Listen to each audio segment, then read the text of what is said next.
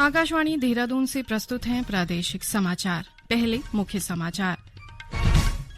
राष्ट्र आज 75वां गणतंत्र दिवस मना रहा है। राष्ट्रपति द्रौपदी मुर्मू ने नई दिल्ली में कर्तव्य पथ पर गणतंत्र दिवस समारोह में समग्र राष्ट्र का नेतृत्व किया। प्रदेश में गणतंत्र दिवस उत्साह और उमंग के साथ मनाया जा रहा है। राज्यपाल ने देहरादून के परेड मैदान में राष्ट्रीय ध्वज फहराया और परेड की सलामी ली। केंद्र सरकार ने वर्ष 2024 के पद्म पुरस्कारों की घोषणा की। उत्तराखंड के इतिहास व साहित्य संकलन के लिए डॉ यशवंत सिंह कठौच को पद्मश्री से अलंकृत किया जाएगा। और प्रदेश सरकार ने समान नागरिक संहिता ड्राफ्ट तैयार करने की विशेषज्ञ समिति का कार्यकाल 15 दिनों के लिए बढ़ाया।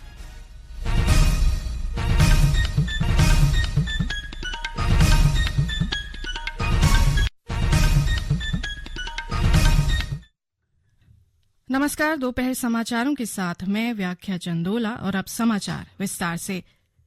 राष्ट्र आज 75वां गणतंत्र दिवस मना रहा है। राष्ट्रपति द्रौपदी मुर्मू ने नई दिल्ली में कर्तव्य पथ पर गणतंत्र दिवस समारोह में समग्र राष्ट्र का नेतृत्व किया। राष्ट्रपति ने कर्तव्य पथ पर आयोजित 75वें गणतंत्र दिवस समारोह में राष्ट्रीय ध्वज फहराया। इस दौरान 21 तोपों की सलामी भी दी गई। फ्रांस के राष्ट्रपति इमैनुअल मैक्रों गणतंत्र दिवस परेड में मुख्य अतिथि के रूप में शामिल हुए। प्रधानमंत्री नरेंद्र मोदी ने उनका स्वागत किया। इससे पहले प्रधानमंत्री ने समर स्मारक पर पुष्पांजलि अर्पित कर शहीदों को श्रद्धांजलि अर्पित की। इस वर्ष विकसित भारत और भारत लोकतंत्र की मातृका थीमों पर आधारित गणतंत्र दिवस परेड में लगभग 13,000 विशेष अतिथियों की भागीदारी रही। इस वर्ष पहली बार 100 से अधिक महिला वाद्य संगीत कलाकारों ने परेड का नेतृत्व किया। कार्यक्रम के दौरान 16 राज्यों और केंद्र शासित प्रदेशों की झांकियां कर्तव्य पथ पर भारत की समृद्ध सांस्कृतिक विविधता और रचनात्मकता का प्रदर्शन करती नजर आईं।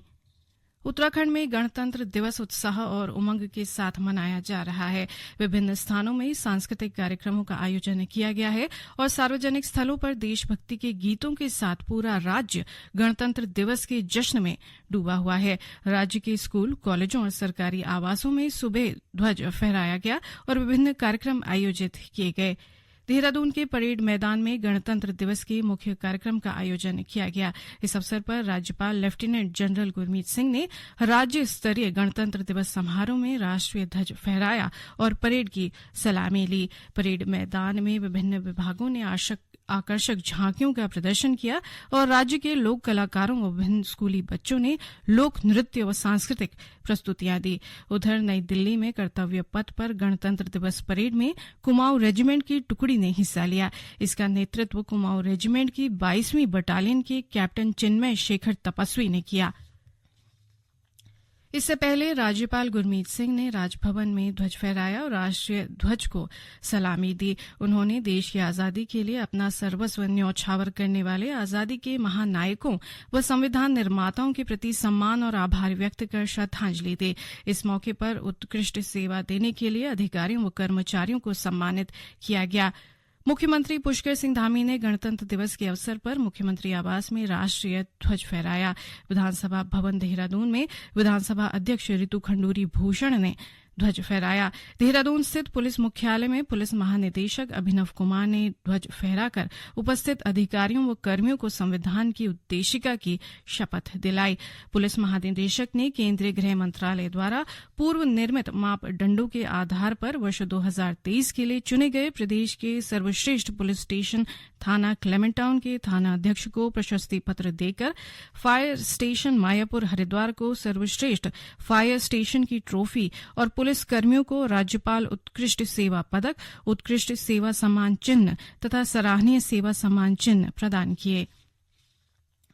मुख्यमंत्री पुष्कर सिंह धामी ने प्रदेशवासियों को गणतंत्र दिवस की शुभकामनाएं दी हैं।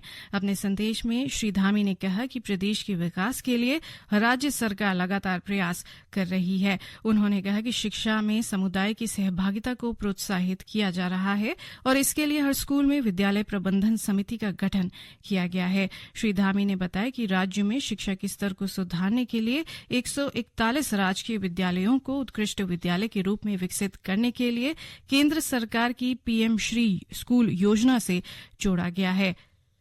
केंद्रीय औद्योगिक सुरक्षा बल CISF BHEL हरिद्वार में पदस्थ सहायक कमांडेंट विजय नारायण तिवारी को सराहनीय सेवाओं के लिए राष्ट्रपति पुलिस पदक से सम्मानित किया गया है। 35 वर्षों से अधिक के सेवा काल में विभिन्न राज्यों में उत्कृष्ट सुरक्षा व्यवस्था लागू करने में सहायक रहे श्री तिवारी को इससे पहले कठिन सेवा पदक, अति उत्कृष्ट सेवा पदक व महानिदेशक द्वारा प्रशस्ति पत्र व DG डिस्क के अतिरिक्त 20 से अधिक प्रशस्ति पत्र मिल चुके हैं। राष्ट्रपति द्रौपदी मुर्मू ने गणतंत्र दिवस की पूर्व संध्या पर कल राष्ट्र को अपने संबोधन में कहा कि भारत का प्राचीन ज्ञान दुनिया को वैश्विक पर्यावरण संकट से बाहर निकालने का मार्ग खोजने में सहायता कर सकता है। उन्होंने भारत की ऊर्जा के नवीकरणीय स्रोतों को प्रोत्साहन देने और वैश्विक जलवायु कार्रवाई में नेतृत्व करने पर प्रसन्नता व्यक्त की।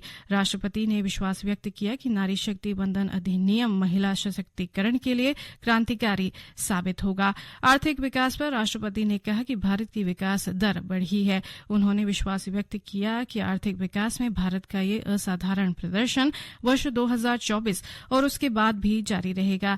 राष्ट्रपति ने कहा कि अयोध्या में नवनिर्मित राम मंदिर एक भव्य और दिव्य स्थान है। ये मंदिर लोगों की आस्था और न्यायिक प्रक्रिया में दृढ़ विश्वास की अभिव्यक्ति है।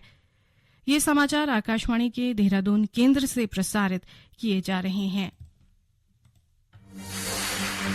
क्या है इस परीक्षा पे चर्चा में जो स्टूडेंट्स की एग्जाम स्ट्रेस को दूर कर देता है? क्या है इस परीक्षा पे चर्चा में जो टीचर्स और पेरेंट्स की दुविधा को मिटाता है? क्या है इस परीक्षा पे चर्चा में जो जीवन को उत्सव के रूप में मनाने के लिए प्रेरित करता है? क्या है इस परीक्षा पे चर्चा में जो इसके 7वें एडिशन में 2,26,00,000 लोगों को हिस्सा लेने के लिए प्रोत्साहित करता है? मिलेंगे सभी सवालों के जवाब जब जुड़ेंगे स्टूडेंट्स, टीचर्स और पेरेंट्स प्रधानमंत्री नरेंद्र मोदी जी के साथ। परीक्षा पे चर्चा 2024 29 जनवरी सुबह 11 बजे। सरकार ने वर्ष 2024 के पद्म पुरस्कारों की घोषणा कर दी है। इनमें 5 पद्म विभूषण, 17 पद्म भूषण और 110 पद्मश्री विजेताओं के नाम शामिल है। पुरस्कार पाने वालों में 30 महिलाएं हैं। सूची में विदेशी अनिवासी भारतीय मूल के लोग, विदेशों में रहने वाले भारतीय नागरिक सहित 8 व्यक्ति शामिल हैं। 9 व्यक्तियों को मरणोपरांत पुरस्कार देने की घोषणा की गई है। उत्तराखंड के इतिहास एवं साहित्य संकलन के लिए डॉ यशवंत सिंह कटौच के द्वितीय योगदान के लिए उन्हें पद्मश्री से अलंकृत किया जाएगा। गौरतलब है कि पद्म पुरस्कार देश का सर्वोच्च नागरिक पुरस्कार है। इसे 3 श्रेणियों पद्म विभूषण, पद्म भूषण और पद्मश्री नाम से प्रदान किया जाता है। ये पुरस्कार कला, सामाजिक कार्य, सार्वजनिक क्षेत्र, विज्ञान और इंजीनियरिंग, व्यापार और उद्योग, चिकित्सा, साहित्य और शिक्षा सहित विभिन्न विषयों गतिविधियों में योगदान के लिए दिए जाते हैं। पद्म पुरस्कारों की घोषणा हर वर्ष गणतंत्र दिवस के अवसर पर की जाती है। प्रदेश सरकार ने समान नागरिक संहिता UCC ड्राफ्ट तैयार करने के लिए गठित 5 सदस्यों की विशेषज्ञ समिति का कार्यकाल अगले 15 दिनों के लिए बढ़ा दिया है। अपर मुख्य सचिव गृह राधा रतूड़ी की ओर से विशेषज्ञ समिति के विस्तार का आदेश जारी किया गया है। समिति का कार्यकाल आज समाप्त हो रहा था। मुख्यमंत्री पुष्कर सिंह धामी ने कहा है कि समान नागरिक संहिता समिति ने अपना काम लगभग पूरा कर लिया है। इसे संकलित करने और कुछ अन्य औपचारिकताओं को पूरा करने के लिए थोड़ा और समय चाहिए और इसके लिए इसकी अवधि 15 दिन बढ़ा दी गई है।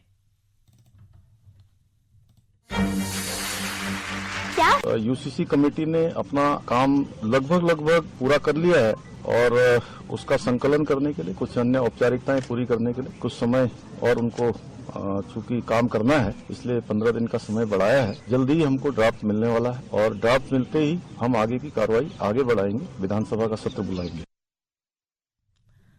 अंत में मुख्य समाचार एक बार फिर।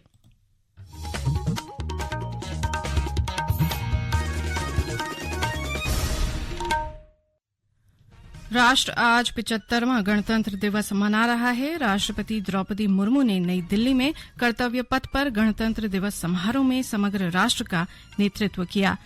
प्रदेश में गणतंत्र दिवस उत्साह और उमंग के साथ मनाया जा रहा है। राज्यपाल ने देहरादून के परेड मैदान में राष्ट्रीय ध्वज फहराया और परेड की सलामी ली। केंद्र सरकार ने वर्ष 2024 के पद्म पुरस्कारों की घोषणा की। उत्तराखंड के इतिहास व साहित्य संकलन के लिए डॉ यशवंत सिंह कठौच को पद्मश्री से अलंकृत किया जाएगा।